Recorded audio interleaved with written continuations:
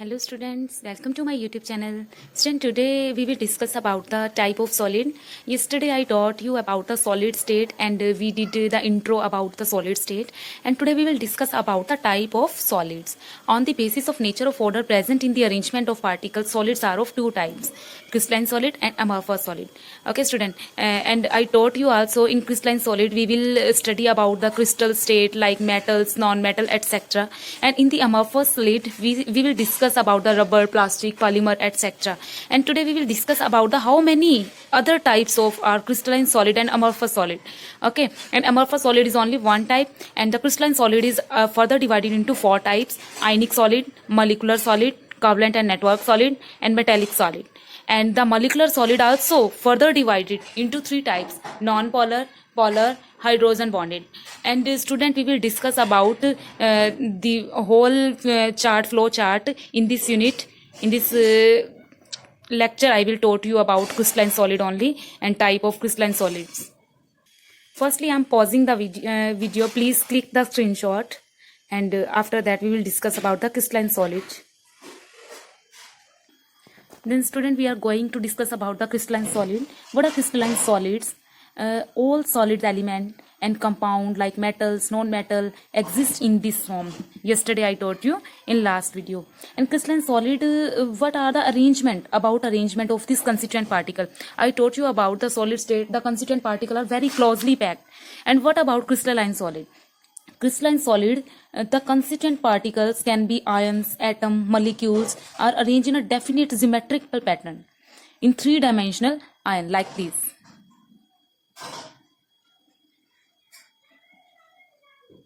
Okay, they are closely packed, and the order is regular, that knowing the arrangement in any one side, the other side can be predicted. This is also long range order.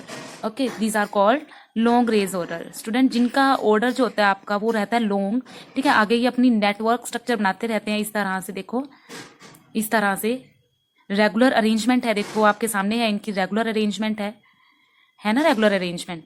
तो देखो इस तरह के solid जिनकी अपनी regular arrangement होती है और लॉन्ग रेंज ऑर्डर होता है, ठीक है, वो क्रिस्टलाइन सॉलिड के अंडर आते हैं. ठीक है, लार्ज नंबर ऑफ क्रिस्टलाइन जो होते हैं ये मिलकर एक रेगुलर अरेंजमेंट बनाते हैं. ठीक है, उनको हम क्रिस्टलाइन सॉलिड कहते हैं. ठीक है, और साथ ही जो इनका ये ऑर्डर की बात हमने कर ली, जो कंस्टिट्यूएंट पार्टिकल होते हैं वो रेगुलर अरेंजमेंट में होते हैं, लॉन्ग रेंज ऑर्डर के होते हैं, और इनकी अपनी एक डेफिनेट शेप की ज्योमेट्री भी होती है. ठीक है, मैं यहाँ पॉइंट्स लिख रही हूँ, आप नोट जरूर करना. ये जो इनके कंस्टिट्यूएंट पार्टिकल्स होते हैं, constituent particles arranged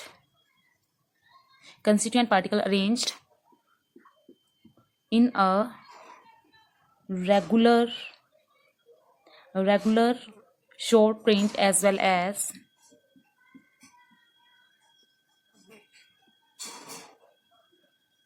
long range order. देखो स्टूडेंट, ये शॉर्ट थ्री डायमेंशनल अरेंजमेंट भी बना लेते हैं शॉर्ट ऑर्डर में, और लॉन्ग ऑर्डर में भी ये काफ़ी लंबी जो है अपनी अरेंजमेंट बना सकते हैं. आप अपनी एनसीईआरटी बुक में देखिएगा, वहां पर आपको इनका लॉन्ग रेंज ऑर्डर भी जो है साफ नजर आएगा. आप देख सकते हो, वहां पर बना हुआ मिलेगा. सेकंड बात करते हैं, इनकी डेफिनेट ज्योमेट्रिकल शेप है. इनकी डेफिनेट ज्योमेट्री शेप. और उसके बाद बात करते हैं स्टूडेंट वेरी इंपॉर्टेंट पॉइंट की, हम मेल्टिंग पॉइंट की बात करते हैं यहाँ पर.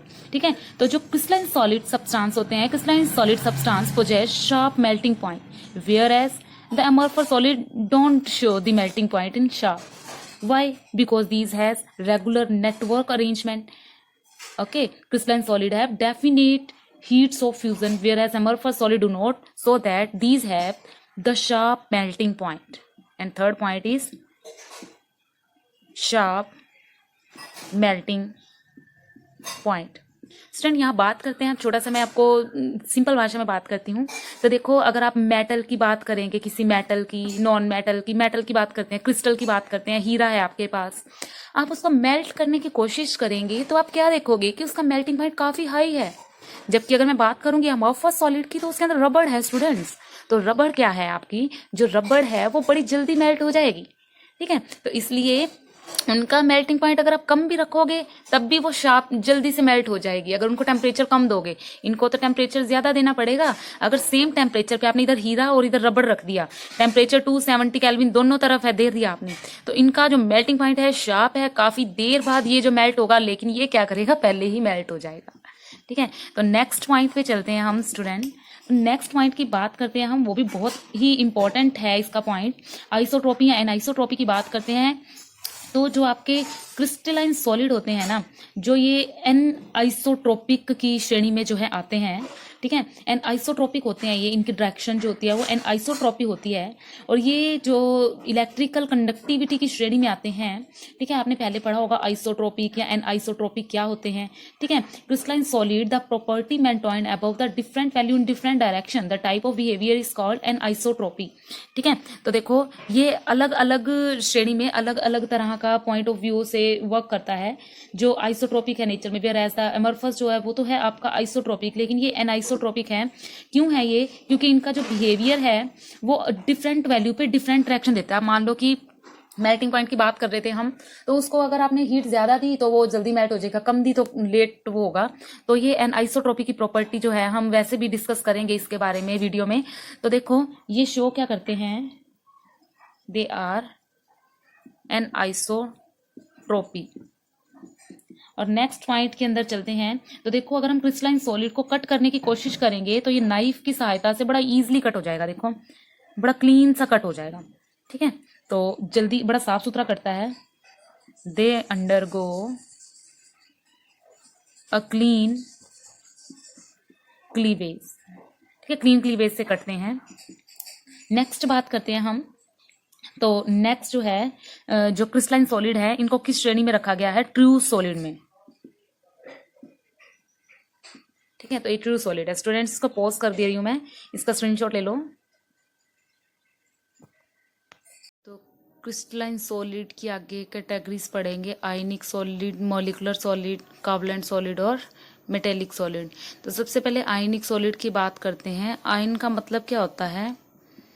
आपको पता है आयन दो तरह के होते हैं, एक कैटायन और दूसरे एनायन होते हैं। इसका एक एग्जांपल ले लेते हैं, सोडियम क्लोराइड। ठीक है, इसमें Na पॉजिटिव है और Cl क्या है? नेगेटिव है। एक कैटायनिक है और दूसरा क्या है? एनायनिक है। Then in these crystalline solid the constituent particle are positive and negative ion. Okay, cation and anion. For example, NaCl ion. In this case, these ions are held together by strong forces.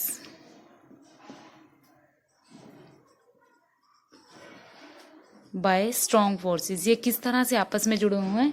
Strong forces के द्वारा ये आपस में जुड़े हुए हैं, जिनको बोलते हैं हम इलेक्ट्रोस्टैटिक फोर्सेस ऑफ अट्रैक्शन। ठीक है, इलेक्ट्रोस्टैटिक फोर्सेस ऑफ अट्रैक्शन। तो ये आपका आयनिक सॉलिड है। इसकी कैरेक्टरिस्टिक्स हैं वो करेंगे अभी हम। पहले समझ लो आयनिक सॉलिड क्या होते हैं। जो कैटायन और एनायन से, यानी नेगेटिव और पॉजिटिव चार्ज से मिलकर बने होते हैं, और उनके जो नेगेटिव और पॉजिटिव चार्ज आपस में कैसे मिले होते हैं? Strong electrostatic forces of attraction से वो जुड़े हुए होते हैं। अब आयनिक सॉलिड की कैरेक्टरिस्टिक्स पढ़ते हैं। तो देखो इसकी कैरेक्टरिस्टिक्स हैं क्या। सबसे पहले हाई मेल्टिंग पॉइंट और बॉइलिंग पॉइंट। तो हाई मेल्टिंग और बॉइलिंग पॉइंट किस कारण से है इसका? हाई मेल्टिंग और बॉइलिंग पॉइंट इसलिए है क्योंकि इनके अंदर strong electrostatic forces of attraction होता है। इस वजह से इनका जो मेल्टिंग पॉइंट और बॉइलिंग पॉइंट होता है वो क्या होता है? हाई होता है। अब ये सॉलिड स्टेट पे तो इंसुलेटर हैं। जैसे मान लो सॉलिड में नमक है, साल्ट, NaCl, तो वो क्या है? इंसुलेटर है। लेकिन अगर हम बात करते हैं मोल्टन स्टेट की, जैसे NaCl का सोल्यूशन लिया, उस केस में ये कंडक्टर का काम करते हैं। इलेक्ट्रिसिटी कंडक्ट कराते हैं ना ये NaCl जब हम सेल करते हैं। उसके बाद ये पोलर सॉल्वेंट में भी सोल्यूबल हैं, लेकिन नॉन पोलर सॉल्वेंट में इनसोल्यूबल है। पोलर सॉल्वेंट आपको पता होगा, +1 में पढ़े थे ना हमने, पोलर और नॉन पोलर क्या होते हैं। पोलर और नॉन पोलर पढ़े थे ना हमने +1 में। उसके बाद है सोल्यूबल है पोलर सॉल्वेंट में, इनसोल्यूबल है नॉन पोलर में। इलेक्ट्रोस्टैटिक फोर्सेस ऑफ अट्रैक्शन होती है इसमें, स्ट्रॉन्ग होती है, हार्ड होते हैं ये, और ब्राइट भी होते हैं, ब्रिटल होते हैं। एग्जाम्पल है sodium chloride, lithium fluoride, magnesium oxide, zinc sulphide और कैल्शियम डाइफ्लोराइड। तो ये पोज कर रही हूँ, इसका स्क्रीनशॉट ले लो, फिर हम पढ़ेंगे मोलिकुलर सॉलिड। अब ये मोलिकुलर सॉलिड क्या होते हैं? मोलिकुलर सॉलिड आगे जो आपके हैं ऐसे सॉलिड हैं, in the solid the constituent particle are molecules. जो कंस्टिट्यूएंट पार्टिकल है ना वो मॉलिक्यूल्स हो सकते हैं। देखो आयनिक सॉलिड में जो कंस्टिट्यूएंट पार्टिकल थे वो क्या थे? या तो थे कैटायन या थे एनायन। ठीक है, कंस्टिट्यूएंट पार्टिकल कैटायन या एनायन थे।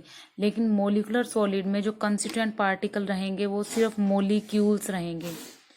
अब वो मोलिक्यूल्स किस तरह के हो सकते हैं? 3 तरह के हो सकते हैं। मोलिक्यूल होते हैं इसके कंस्टिट्यूएंट पार्टिकल, जो किस पे डिपेंड करते हैं? नेचर ऑफ मोलिक्यूल्स पे, कि ये नेचर आपके नॉन पोलर भी हो सकते हैं, पोलर भी हो सकते हैं और हाइड्रोजन भी हो सकते हैं।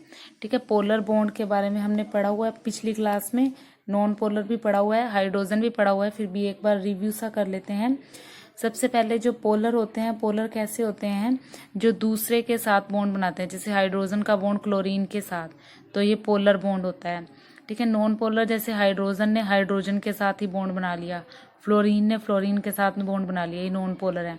और हाइड्रोजन बॉन्डिंग वो होती है जिसमें जो इलेक्ट्रोनेगेटिव होते हैं ज़्यादा, ऑक्सीजन, फ्लोरीन, नाइट्रोजन, ये मिलकर हाइड्रोजन के साथ बॉन्ड बनाते हैं, लाइक HF, HO, HN, इस तरह के जो बॉन्ड होते हैं। ठीक है, अब HN के साथ बॉन्ड कब बनाएगा? जब ये NH3 बनाएगा, है ना। और OH बॉन्ड कब बनाएगा? ये जब H2O बनाएगा। ठीक है, HF ही बॉन्ड बनाएगा। ठीक है, तो ये इस तरह के जो बॉन्ड होते हैं वो हाइड्रोजन बॉन्ड होते हैं। अपने ही साथ जो बॉन्ड बना रहा है तो वो कैसे बॉन्ड होते हैं आपके? Non polar. पोलर बॉन्ड कौन से होते हैं? दूसरे के साथ बॉन्डिंग करेगा, जैसे सल्फर डाइऑक्साइड है, इस तरह से। ठीक है, तो सबसे पहले बात करते हैं नॉन पोलर मॉलिक्यूल की। तो जो नॉन पोलर मॉलिक्यूल होते हैं ये क्या होते हैं? इस तरह के क्रिस्टलाइन सॉलिड है जिसके कंस्टिट्यूएंट पार्टिकल्स क्या होंगे? कंस्टिट्यूएंट पार्टिकल सिर्फ और सिर्फ नॉन पोलर होंगे। जिनके कंस्टिट्यूएंट पार्टिकल नॉन पोलर होंगे वो नॉन पोलर सॉलिड, जिनके कंस्टिट्यूएंट पार्टिकल पोलर होंगे वो पोलर, और जिनके कंस्टिट्यूएंट पार्टिकल हाइड्रोजन बॉन्डिंग से मिलकर बने होंगे वो क्या होंगे? Hydrogen bonded solid molecules. ठीक है, तो इनकी करैक्टरिस्टिक्स पढ़ते हैं।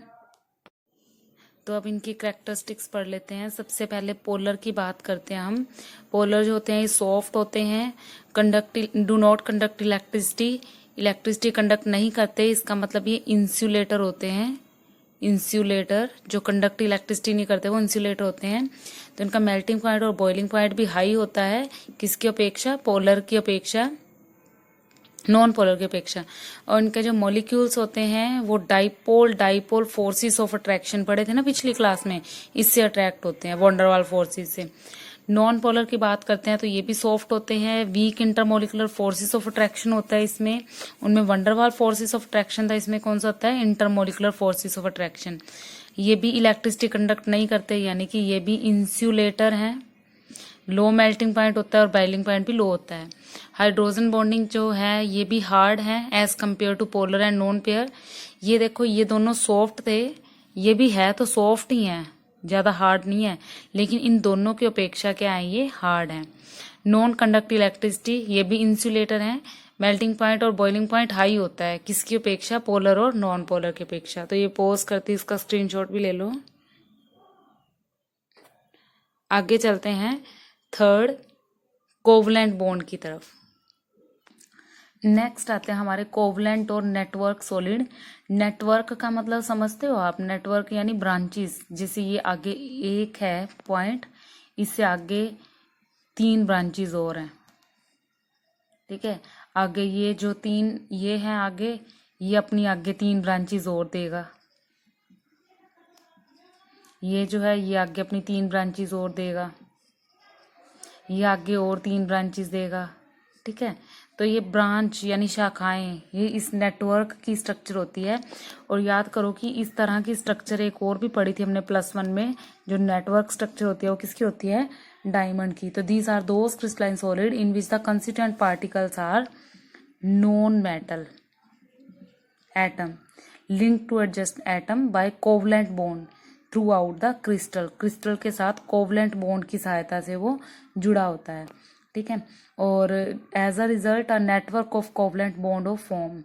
और इसके बाद जो आपका इस स्ट्रक्चर के बाद जो आपका बॉन्ड फॉर्म होता है वो नेटवर्क स्ट्रक्चर देता है, ठीक है।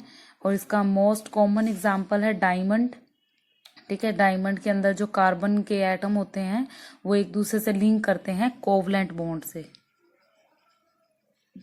ठीक है। कोवलेंट बॉन्ड की सहायता से वो एक दूसरे के साथ लिंक करते हैं, ठीक है।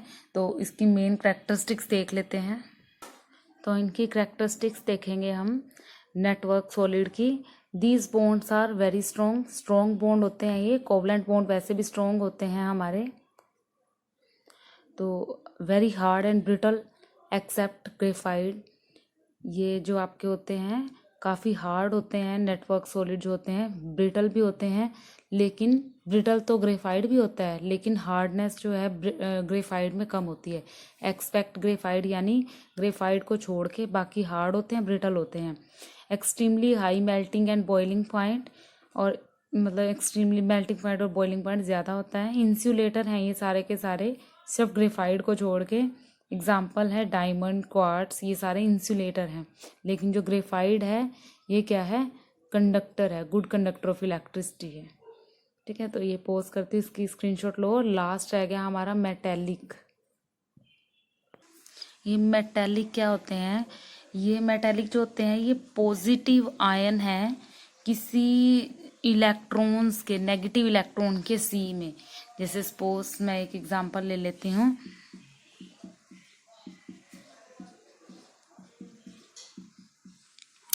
जो ये इलेक्ट्रॉन्स हैं देखो, ये प्रॉपर्टी शो करते हैं positive ion in a sea of mobile electron, ठीक है। इनको बोलते हैं मेटेलिक इन नेचर। और ये मेटेलिक बॉन्ड बनाते हैं, मेटेलिक बॉन्ड। और जो इनके कॉन्स्टिट्यूएंट पार्टिकल्स होते हैं वो कैसे होते हैं, पॉजिटिवली चार्ज मेटल आयन, ठीक है, या फ्री इलेक्ट्रॉन्स। तो जो मेटेलिक सॉलिड होते हैं इनके जो कॉन्स्टिट्यूएंट पार्टिकल होते हैं वो पॉजिटिवली चार्ज होते हैं, metal ion and free electron. उनके इलेक्ट्रॉन्स कैसे होते हैं, फ्री इलेक्ट्रॉन्स होते हैं। ये देखो कंस्टिट्यूएंट पार्टिकल पॉजिटिवली चार्ज हैं और इलेक्ट्रॉन क्या है, ये फ्री हैं। अब इनकी कुछ कैरेक्टरिस्टिक्स पढ़ते हैं। इसकी कैरेक्टरिस्टिक सेम है जैसे मेटल की होती है, दे पोजेस लस्टर, और किसी किसी केस में ये कलर भी शो करते हैं। हाईली मेलिएबल और डक्टाइल हैं, और हाई मेल्टिंग पॉइंट और हाई डेंसिटी है इनकी, ठीक है। तो आज हमने ये क्रिस्टलाइन सॉलिड सारा कवर कर लिया। अब बचा आपका एमॉर्फस सॉलिड। एमॉर्फस की बात करते हैं। तो एमॉर्फस सॉलिड की बात करते हैं। तो जैसा हमने क्रिस्टलाइन सॉलिड में अरेंजमेंट देखी थी, क्रिस्टलाइन सॉलिड की जो अरेंजमेंट थी वो रेगुलर थी, ठीक है। और मैंने आपको बताया था कि एमॉर्फस में ऐसा कुछ नहीं होता। तो सबसे पहले बात करते हैं जो इनके कंस्टिट्यूएंट पार्टिकल्स हैं वो कैसे होते हैं। The constituent particles are not regular arranged, ठीक है। रेगुलर अरेंज में नहीं होते वो, ठीक है। और उनका जो क्रिस्टलाइन सॉलिड था उनका लॉन्ग रेंज ऑर्डर था, शॉर्ट रेंज ऑर्डर भी था, लेकिन इनका सिर्फ शॉर्ट रेंज ऑर्डर होता है, ठीक है। शॉर्ट रेंज ऑर्डर के होते हैं। और हमने पढ़ा था शेप्स के बारे में। तो एमॉर्फस सॉलिड की बात करते हैं हम। तो एमॉर्फस सॉलिड जो होते हैं आपके रेगुलर अरेंजमेंट पार्टिकल की तो दिखाते ही नहीं है, शॉर्ट रेंज के होते हैं, ठीक है। और साथ ही साथ आपके एमॉर्फस सॉलिड इरेगुलर शेप देते हैं। दे हैव इरेगुलर शेप, ठीक है, इरेगुलर शेप होती है, ठीक है। और फिर इनका मेल्टिंग पॉइंट भी ज़्यादा हाई नहीं होता, ठीक है। They melt over a range of temperature. बात की थी हमने पहले क्रिस्टलाइन सॉलिड में कि इनका जो मेल्टिंग पॉइंट होता है बिल्कुल कम होता है, रबड़ वगैरह बड़ी जल्दी से वो गल जाते हैं। ठीक है, और प्रॉपर्टी एनाइसोट्रोपी और आइसोट्रोपी की बात करी थी, तो ये आइसोट्रोपिक थे नेचर में। ठीक है, और इनको इरेगुलर जो वो तो रेगुलर कट थे, क्लीन क्लीवेज से कटते थे, लेकिन ये क्लीन क्लीवेज से नहीं कटते। They undergo irregular cut. ठीक है, रेगुलर कट नहीं है इनका, इरेगुलर कट है। ठीक है, और ये सुपर कोल्ड लिक्विड होते हैं। ठीक है, वो तो सॉलिड थे ना, ट्रू सॉलिड, ये सुपर कोल्ड लिक्विड है, सुपर कोल्ड लिक्विड या सॉलिड। ठीक है, सूडो सॉलिड बोलते हैं जिनको। ठीक है, हल्की हल्की सी तरल सी अवस्था है, जैसे फ्लूइड होता है। ठीक है, सुपर कोल्ड लिक्विड। ठीक है, तो ये पॉज कर देती हूँ, स्क्रीनशॉट ले लो। नेक्स्ट वीडियो में यूनिट आगे पढ़ेंगे। Thank you.